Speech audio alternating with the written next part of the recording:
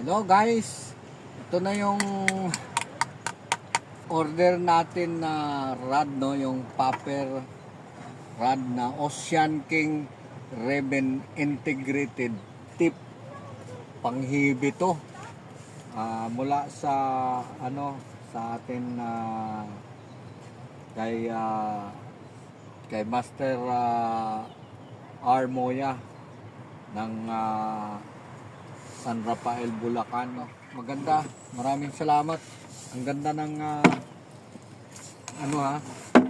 yung pagka balot niya. Talagang safe na safe yung yung item, saka nakalagay fragile pa, oh. Talagang mahalaga. Alam mo,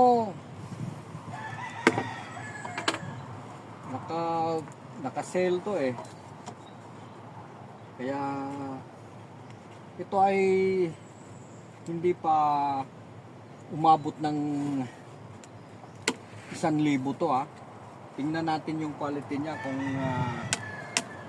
win-win talaga yung kasi hindi pa, wala pa 1,000. Tapos heavy rod, may heavy rod ka na. Oh, ito na, oh. Mula kay Angler Fishing Hobbies. Ayan, maraming salamat Angler Fishing Hobbies. Sticker, oh, yung previous natin kung meron pa iba. Wala na. Ito na lang, jaran.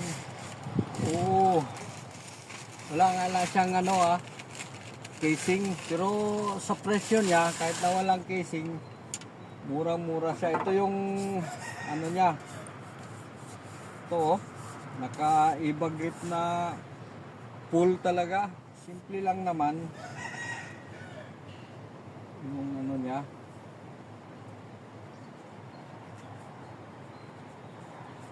Yan.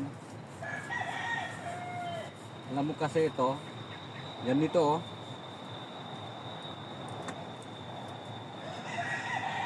Para talaga panghibi. Ayan, naka-cross na siya, oh.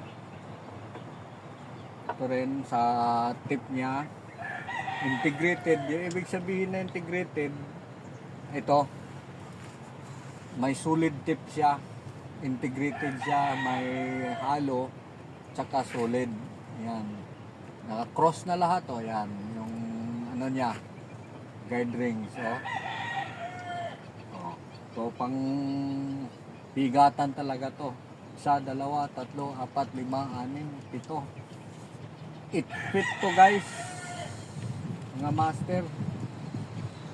Yung in-order natin 8 feet. Yun, oh. Oh. Magaan siya, ha? Pero pang malakasan. Ocean King Raven Integrated Tip. Yung niya, specs niya is P802, 2.40 meters. Line weight niya 10 to 20 pounds. Yung bread line niya, 4.5 to 9.1 kilograms. Casting weight niya 40 to 80 grams yung mga lures na pwede mo ibala dito. Yung mga popper kasi mga mabibigat yan, kaya hanggang 80 grams or 1.5 to 3 ounce. Yan. Wala pa 1,000 to, ha, pero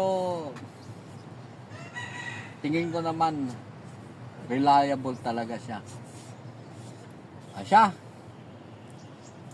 Field test natin to. Maraming salamat.